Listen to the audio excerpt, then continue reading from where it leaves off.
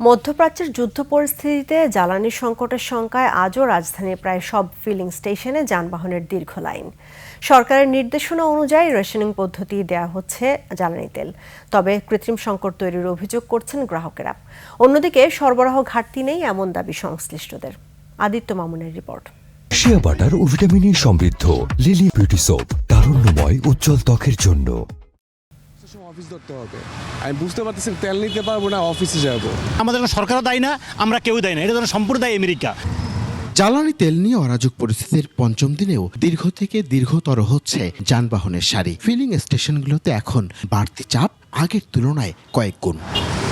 জ্বালানির অভাবে অনেককে মোটরসাইকেল ঠেলে গন্তব্যে কিংবা তেল সংগ্রহে যেতে দেখা গেছে। ঘন্টার পর ঘন্টা অপেক্ষা করে পাচ্ছেন কাঙ্ক্ষিত জ্বালানি, তাও প্রয়োজনের তুলনায় কম। আমাদের 800 টাকা দিলে যে আমরা যারা অফিস করি তারা দেখা গেল আমরা সর্বোচ্চ 2 দিন যেতে পারবো। কয়দিনে নেওয়া লাগেনি, আজকে লাগতেছে, কারণ আমি তো জাস্ট অফিসে আসা যাওয়া করি।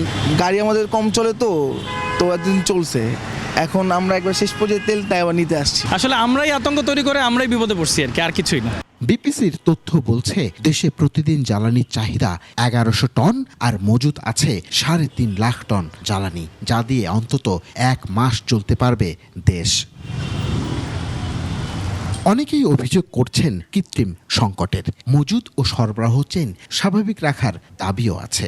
কোনো পাম্পে তেল এনেও দিচ্ছে না, আবার তারা তাদের ইচ্ছা মতো অনুযায়ী চলছে। নাবেস্কো গেছি, মহাখালী গেছি, সব জায়গায় গেছি, কিন্তু তেল নাই, কিন্তু তেল আছে তারা দেয় না। এই জায়গাও মানে একটা সিন্ডিকেট করতেছে। ফিলিং স্টেশনগুলো সরকারি সিদ্ধান্ত অনুযায়ী গ্রাহকদের জ্বালানি দিচ্ছে রেশনিং পদ্ধতিতে।